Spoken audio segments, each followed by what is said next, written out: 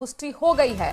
सरकार ने माना है कि दिल्ली में आतंकी हमला हुआ। दरअसल ये धमाका इतना तेज था कि वहां पर दो अन्य गाने भी धमाके में आग की चपेट में आई थी। 11 लोगों की इसमें मौत हुई, 16 लोग घायल हैं और ये लगातार आशंका थी कि कहीं ये फिदायनी हमला तो नहीं है, आतंकी हमला तो नहीं है। और अब देखिए, दिल्ली धमाके के पीछे आतंकी साजिश की पुष्टि हो गई है।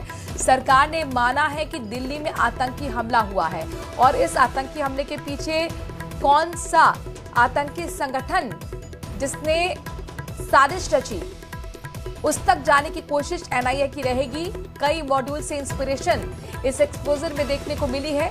जनरली आईएसआईएस इस तरीके के एक्सप्लोजन का इस्तेमाल करता है, अमोनियम नाइट्रेट फ्यूल ऑयल का।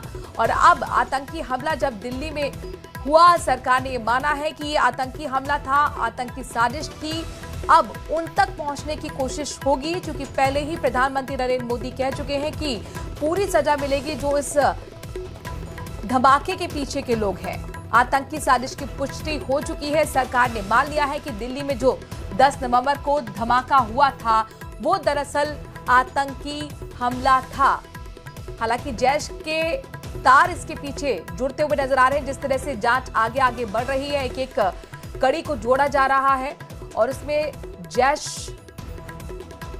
के कहीं ना कहीं नेटवर्क समझ में आ रहा है, कनेक्शन समझ में आ रहा है। आपको बता दें कि कैबिनेट की बैठक के बाद सीसीएस की मीटिंग हुई थी, जिसमें प्रधानमंत्री नरेंद्र मोदी थे, गृह मंत्री थे, रक्षा मंत्री थे, एनएसए अजीत डोभाल थे।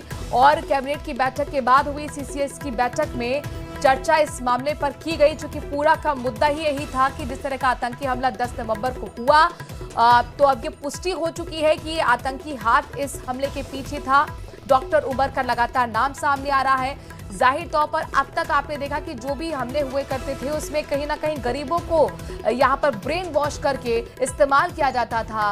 और ऐसा भी पहली बार है कि व्हाइट कॉलर लोग भी, यानी कि डॉक्टर जिनका काम जिंदगी बचाना होता है, उनका इस्तेमाल किया गया है। ऐसे में कौन लोग हैं जिन्होंने ब्रेन वॉश किया, कब से साजिश रची जा रही थी, इन तमाम सवालों का जवाब अब एनआईए जानने की कोशिश कर रही है।